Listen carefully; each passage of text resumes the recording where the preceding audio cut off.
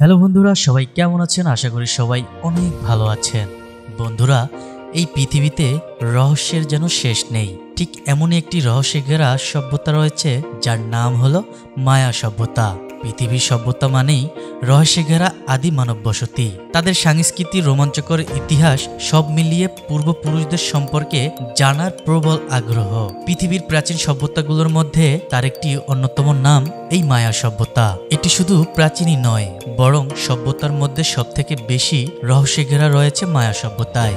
যুগে যুগে বিজ্ঞানীরা এই সভ্যতার রহস্য উন্মোচনের চেষ্টা চালিয়ে যাচ্ছেন। তবে কি রয়েছে এই রহস্য ঘেরা মায়া সভ্যতায়? কেনই বা এই সভ্যতা নিয়ে এত আগ্রহ সবার?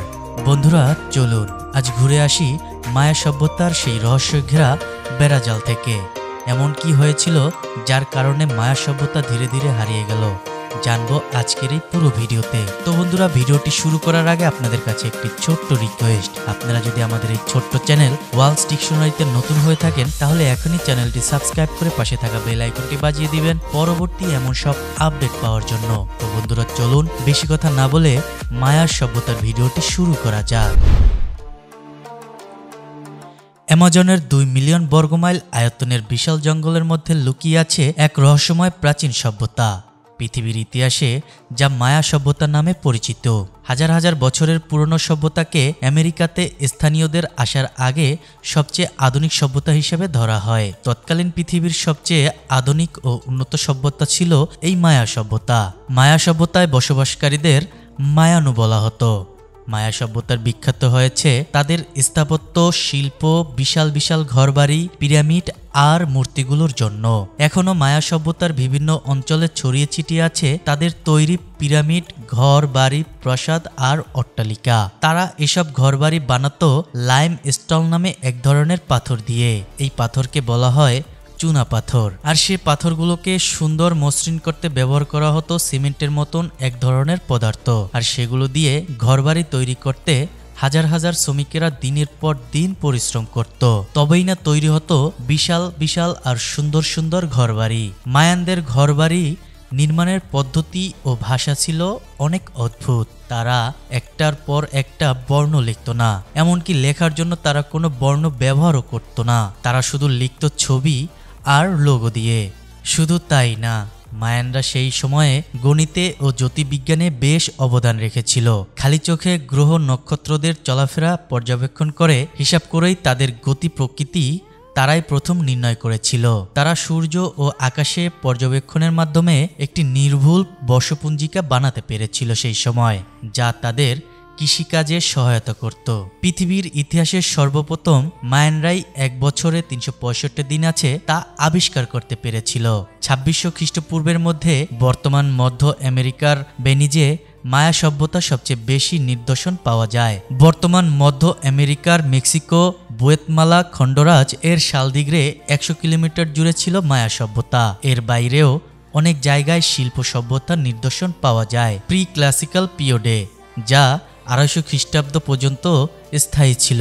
মায়া সভ্যতা ধীরে ধীরে প্রসারণ ঘটতে থাকে। 2000 খ্রিস্টপূর্বাব্দে তারা কৃষিকাজ এবং বসতি স্থাপনা শুরু করে। তার পূর্বে তারা শিকার করে ফলমূল জোগাড় করে জীবন স্থাপন করত।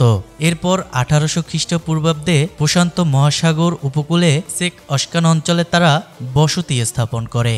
এরপর তারা ধীরে ধীরে পুরো মেসো আমেরিকায় ছড়িয়ে পড়ে ও তাদের বিশাল বিশাল স্থাপত্য কার্যের শুরু করে। এসব অঞ্চল জুড়ে তাদের শিলালিপি, মৃৎশিল্প, স্থাপত্য করা বিভিন্ন নিদর্শন পাওয়া যায়। 2050 থেকে 900 খ্রিস্টাব্দ ছিল মায়া সভ্যতার স্বর্ণযুগ। এ সময় এ অঞ্চলে 40টিরও বেশি শহর প্রতিষ্ঠা লাভ করেছিল, যার কিছু কিছু জনসংখ্যা 50,000-এরও বেশি ছিল।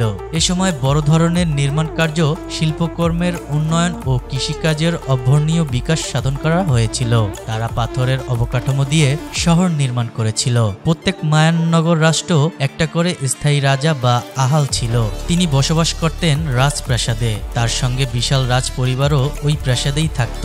প্রত্যেক রাজপ্রাসাদের উত্তর প্রান্তে থাকত একটা বাণিজ্য কুটির, বড় স্থল ও দক্ষিণ প্রান্তে থাকত পিরামিড এবং কৃষি জমি। মায়া সভ্যতার ভিতরে বিভিন্ন রাজ্যের মধ্যে সংঘাতেরও ঘটনাও দেখা যেত। আর এই বিষয়টি দেখা গেছে ফলমূলের ক্ষেত্রেও। ফলমূল শহরটি তেমন বড় কিংবা বিখ্যাত নয়, টিকালের মতো। 2000 সাল পর্যন্ত এই শহরটি সম্পর্কে প্রত্নতত্ত্ববিদরা জানলেও সেভাবে গুরুত্ব দেয়নি তারা। মায়ানরা বিভিন্ন প্রাকৃতিক শক্তিকে তাদের অবাধ্য দেবতা ভেবে পূজা করত, আর এই পুজোর জন্য একটা গুরুত্বপূর্ণ অংশ ছিল নরবলি দেওয়া। তারা তাদের আরাধ্য দেবতাদের খুশি করার জন্য নরবলি দিত, সোজা কথায় মানুষদের কোরবানি করত। আর এই বলি দেওয়া হতো তাদের নিজেদের গোষ্ঠীর কাউকে নয়, অন্য গোত্রের মানুষদের। মায়ান অন্যতম গুরুত্বপূর্ণ শহর চিচেন ইকুইস ছিল নরবলির অন্যতম প্রধান ক্ষেত্র। এই শহরে 2টি প্রধান প্রাকৃতিক জলধার ছিল, এগুলো থেকেই পুরো শহরে খাবার পানি সরবরাহ করা হতো। এদের মধ্যে সবচেয়ে বড় যেটি সিন্তর সগরারা, যেটিতে বৃষ্টির দেবতার উদ্দেশ্যে নরবলি করা হতো। আর এই কারণেই এই জলধারাটির আরেকটি নাম ছিল উৎসর্গের জলধারা। মায়ানরা ব্যবসা বাণিজ্য করত যে কোনো সামগ্রীর বিনিময়ে। তখনকার সময়ে টাকা পয়সার প্রচলন তেমন একটা ছিল না। এছাড়া তারা লবণ ও পাথরের কেনাবেচা করত, আর তাদের এই বাণিজ্য নিজেদের মধ্যেই সীমাবদ্ধ ছিল না, অন্যান্য জনগোষ্ঠীর সাথেও তারা ব্যবসা বাণিজ্য করত। 900 থেকে 1000 খ্রিস্টাব্দের দিকে মায়ানমারের সম্প্রদায়েরা বিপর্যয়ের মুখে পড়ে। গবেষকরা ঠিক করে বলতেই পারেনি ঠিক কী কারণে মায়ান সভ্যতার ধ্বংস হয়েছিল। কেউ বলেন মহামারীর কারণে, কেউ বলেন জনসংখ্যার তুলনায় খাবারের অপ্রাপ্ত যোগ্যতার কারণে, আবার কেউ বলে পরিবেশ বিপর্যয়ের কারণে একসঙ্গে অনেক মানুষ মারা গিয়েছিল। 1450 সালে পুরো মধ্য আমেরিকায় বিপ্লব সংঘটিত হয়। তখন মায়ানরা আরো ছোট ছোট দলে বিভক্ত হয়ে যায়। মায়া সভ্যতার কিছু অংশ আবার স্পানীয়রাও দখল করে নেয়। শেষমেশ 1779 সালে এসে পুরো মায়া সভ্যতা স্পানীয়দের দখলে চলে আসে। মায়ানরাও এখনো পৃথিবীর বুক থেকে হারিয়ে যায়নি। ওদের পূর্বপুরুষদের স্থাপত্যগুলো যেমন সগর্বে এখনো দাঁড়িয়ে আছে পৃথিবীর বুকে বিশ্বের ঐতিহ্যর অংশ হয়ে, তেমনি এখনো মধ্য আমেরিকায় প্রায় 60 থেকে 70 লাখ মায়ান বাস করছে, নিজেদের সংস্কৃতি ও ঐতিহ্য বজায় রেখে।